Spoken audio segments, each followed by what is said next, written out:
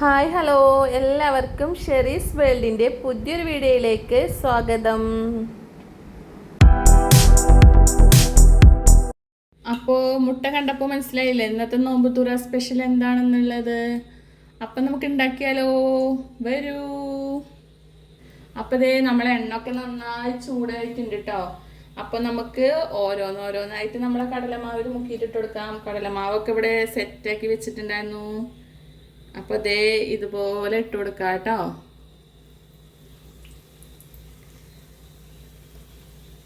മുട്ട ബജി ഉണ്ടാക്കാൻ അറിയാത്തവരായിട്ട് ആരും ഉണ്ടാവില്ല എന്ന് എനിക്കറിയാം. എന്നാലും എൻ്റെ മുട്ട ബജിയും ഇവിടെ കിടന്നോട്ടെ. നോമ്പൊക്കെ അല്ലേ, നമ്മളെ റമളാൻ സ്പെഷ്യൽ എന്തൊക്കെയെന്ന് നിങ്ങൾക്കും അറിയണമെന്നുണ്ടാവില്ലേ. അപ്പോൾ ഇവിടെ അങ്ങോട്ട് എടുക്കട്ടെ അല്ലേ.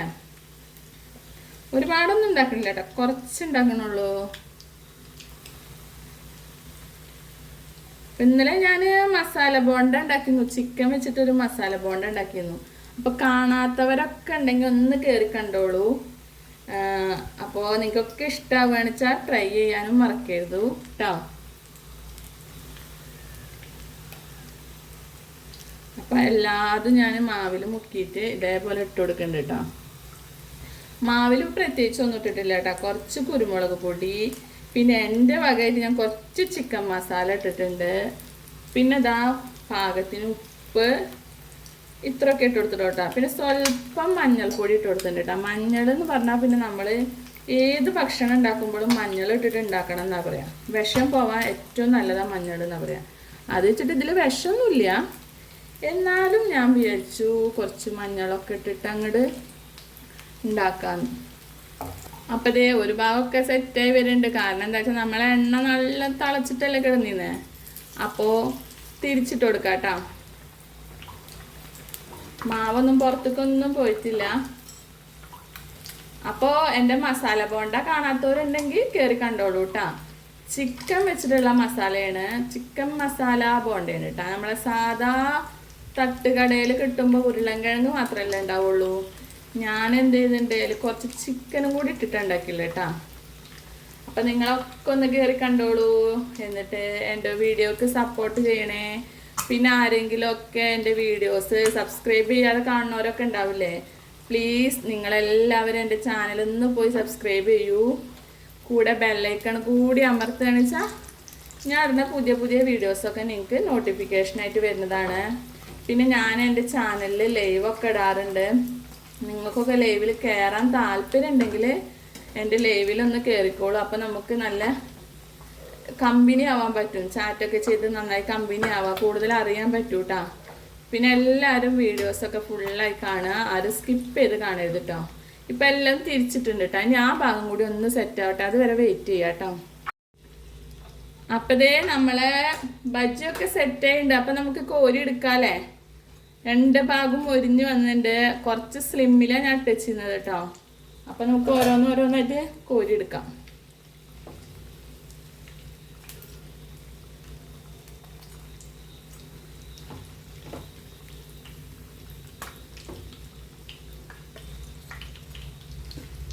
കണ്ടില്ലേ, സൂപ്പറായിട്ട് കേട്ടോ. മാവൊക്കെ അതുമ്പോൾ തന്നെ പിടിച്ചിട്ടുണ്ട്.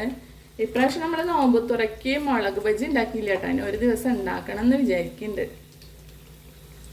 ഞാൻ അധികം ബജ്ജിയൊന്നും ഉണ്ടാക്കാത്ത കൂട്ടത്തിലാണ് കേട്ടോ. പിന്നെ മോനൊക്കെ ഇഷ്ടമല്ലേ, അപ്പോൾ ഉണ്ടാക്കിയതാണ്. നമ്മൾ കഴിക്കണില്ല വെച്ചിട്ട് നമ്മളെ പിള്ളേർക്ക് കൊടുക്കാതിരിക്കാൻ പറ്റില്ല. അവൻ പള്ളിയിൽ പോവും, എന്നാലും വീട്ടിലാകുമ്പോൾ അവർക്ക് കുറച്ചും കൂടി കൂടുതലൊക്കെ കഴിക്കാൻ പറ്റില്ലേ.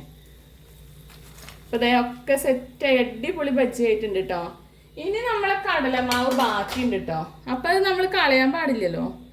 ഒരു സാധനം വേസ്റ്റ് ആക്കാൻ പാടില്ല. നമ്മൾ പെണ്ണുങ്ങളെ ഐഡിയ ആണ്, അത് വെച്ചിട്ട് വേറെ എന്തൊക്കെ ഉണ്ടാക്കാൻ പറ്റുക എന്നുള്ള ആലോചിക്കുക. അപ്പം അതേ ഞാൻ ഉരുളൻകിഴങ്ങായിട്ടും ബജ്ജി ഉണ്ടാക്കാൻ പോവാം കേട്ടോ. അധികം മാവൊന്നും ബാക്കിയില്ല. അപ്പം ഞാൻ എന്ത് ചെയ്തു, ഒരു ഉരുളൻകിഴങ്ങ് എടുത്തിട്ട് ഇതുപോലെ ആക്കി, എന്നിട്ട് മാവിൽ മുക്കിയിട്ടാണ്. അപ്പം നമ്മളെ മാവും വേസ്റ്റ് ആവില്ല, നമുക്ക് അടിപൊളി വേറൊരു ബജ്ജി കൂടി ആയി അല്ലേ. അതായിരുന്നു എൻ്റെ ഉദ്ദേശം.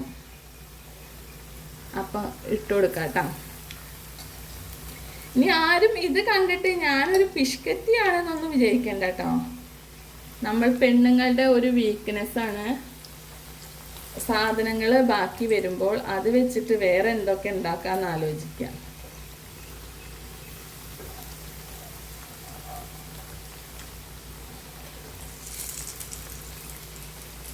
അപ്പോൾ ഒരു ഭാഗമൊക്കെ സെറ്റ് ചെയ്യുന്നുണ്ട്, ഒരു ഭാഗമൊക്കെ മറിച്ചിടാൻ വേണ്ടി വൈകി നിൽക്കണം. അപ്പം ഞാൻ മറിച്ചിടാൻ പോവാൻ കേട്ടോ.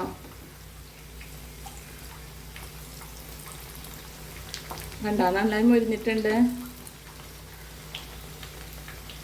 അപ്പം നമുക്ക് വേറൊരു ബജ്ജിയും കൂടി ആയല്ലേ, അതാ പറയണേ. എന്താ രണ്ടുണ്ട് കാര്യം എന്ന് പറയില്ല നമ്മൾ, എന്തോ ഒരു ചൊല്ലില്ലേ അതുപോലെ ആയി. ഒരെണ്ണം ആക്കിയപ്പോൾ രണ്ട് കാര്യമായില്ലേ നമുക്ക്. ഇനിയിപ്പോൾ നമ്മൾ ഈ മുളകിൻ്റെ ഇലവട്ടമൊക്കെ ബജ്ജി ഉണ്ടാക്കൂട്ടാ, അതൊക്കെ നല്ല ടേസ്റ്റാണ്. ഒരു ദിവസം ഞാൻ നിങ്ങൾക്ക് വീഡിയോ ഇടുന്നുണ്ട് കേട്ടോ, മുളക് ബജ്ജി, മുളകിൻ്റെ ഇല കൊണ്ട് ബജ്ജി ഉണ്ടാക്കിയിട്ട്. അപ്പോൾ ഇതേ നമ്മളെ പൊട്ടോറ്റോ ബജ്ജി റെഡി ആയത് കണ്ടില്ലേ. അപ്പോൾ ഇതൊക്കെ നമുക്ക് കോരിയെടുക്കാം കേട്ടോ. അപ്പോൾ ഇന്ന് നമ്മൾ ഒരു എഗ് ബജ്ജി ഉണ്ടാക്കി, പൊട്ടാറ്റോ ബജ്ജി ഉണ്ടാക്കിയല്ലേ. അപ്പോൾ ഇതുപോലെ നിങ്ങളെ വീട്ടിലൊക്കെ മാവൊക്കെ ബാക്കിയാകുമ്പോൾ നിങ്ങൾ ഉണ്ടാക്കിക്കോളൂ കേട്ടോ. അല്ലെങ്കിൽ നമുക്ക് മാവ് ബാക്കിയുണ്ടെങ്കിൽ അതിൽ കുറച്ച് ഉള്ളിയൊക്കെ വെട്ടിയിട്ടാൽ ഉള്ളി ബജ്ജി ഉണ്ടാക്കാം. ഇത്രയൊക്കെ ഉള്ളൂ കാര്യങ്ങൾ. അപ്പം നമുക്ക് വീണ്ടും ഒരു പുതിയ വീഡിയോ ആയിട്ടും കാണാം. അതുവരയ്ക്കും എല്ലാവർക്കും ടാറ്റാ ബൈ.